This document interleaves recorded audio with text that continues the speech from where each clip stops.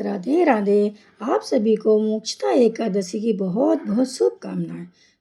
इस मास की शुक्ल पक्ष की एकादशी के व्रत को विशेष रूप से मोक्ष प्रदायक माना गया है।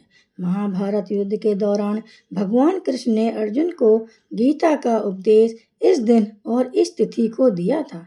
इसलिए मोक्षदा एकादशी को गीता जयंती भी मनाई जाती है।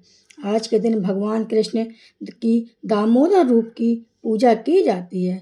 इस व्रत का विधान भी उत्पन्ना एकादशी के समान ही है। उत्पन्ना एकादशी का संपूर्ण वृत्तांत सुनने के पश्चात धर्मराज युधिष्ठिर ने भगवान श्री कृष्ण से कहा, हे तीनों लोकों के स्वामी, सबको सुख देने वाले जगत पिता, आपको मेरा प्रणाम है। हे देव, आप मेरे इस संशय को दूर कीजिए। मार्गशीर्ष शुक्ल पक्ष की एकादशी का नाम क्या है? उस दिन कौन से देवता की पूजा की जाती है? उसकी विधि क्या है? भगवान, आप मेरे इन प्रश्नों का उत्तर विस्तार पूर्वक देने की कृपा करें। भगवान कृष्ण ने उत्तर दिया, हे धर्मराज, तुमने बड़ा ही उत्तम प्रश्न पूछा है। इसको आप ध्यान पूर्वक सुनिए। मार्गशीर्ष शुक्ल पक्ष की एकादशी अनेक पापों को नष्ट करती है। इसको मोक्षदा एकादशी के नाम से जाना जाता है। इस दिन दामोदर भगवान की भक्ति पूर्वक पूजा करनी चाहिए। अब मैं आपको एक प्राचीन कथा सुनाता हूँ कि किस प्रकार इस एकादशी को व्रत करने से नरक में गए माता पिता पुत्र आदि स्वर्ग की प्राप्ति होती है। गोकुल नामक नगर में बैखानस नाम का एक राजा राज करता था। उसके राज्य में चारों वेदों के ज्ञाता ब्राह्मण रहते थे। वह राजा अपनी प्रजा का पुत्रवत पालन करता था। एक समय रात्रि को स्वप्न में राजा ने देखा कि उसका पिता नरक में है। स्वप्न देखकर राजा को बड़ा आश्चर्य हुआ और सुबह होते ही विद्वानों के ब्राह्मणों से अपने स्वप्न की बात कही। राजा ने कहा, ब्राह्मणों, रात्रि में स्वप्न में देखा कि मेरे पिता को नरक में पड़ा देखा है और उन्होंने मुझसे कहा कि हे पुत्र, मैं नरक भोग रहा हूँ, मेरी यहाँ से मुक्ति करो। आप लोग मुझे कोई ऐसा दान व्रत आदि बताइए जिससे द्वारा मेरे पिता की मुक्ति हो जाए। उस व्रत पुत्र का जीवन व्यर्थ है जो अपने माता पिता का उद्धार ना कर सके। एक उत्तम पुत्र तो अपने माता पिता तथा पूर्वजों का उद्धार करता है, वह 1000 मूर्ख पुत्रों से अच्छा है।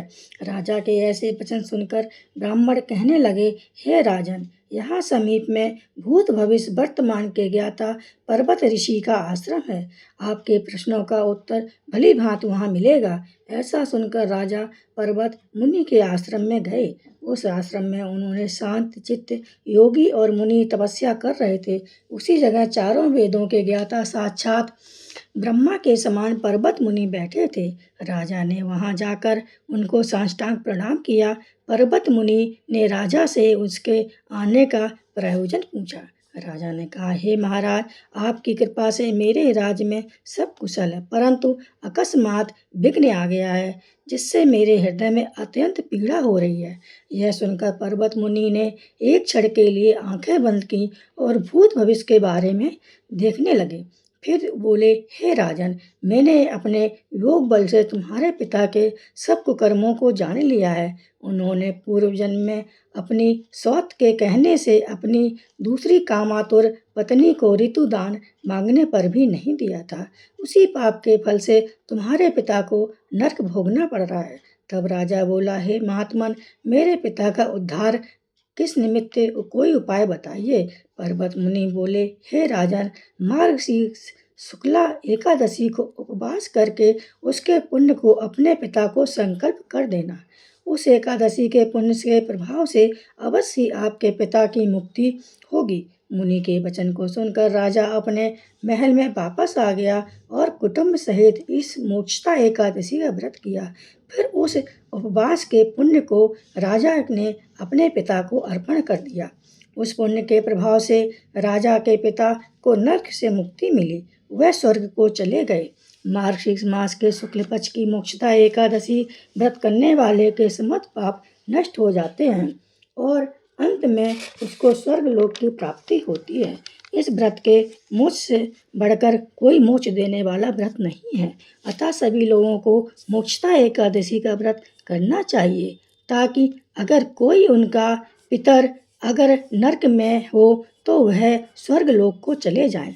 उन्हीं शब्दों के साथ मैं अपनी कथा को विराम देती हूँ। जय जय श्री राधे, जय जय श्री राधे। ओम नमो भगवते वासुदेवाय, ओम नमो भगवते वासुदेवाय, वासुदेवाय कृष्ण देवाय, ओम नमो भगवते वासुदेवाय, ओम नमो भगवते वासुदेवाय।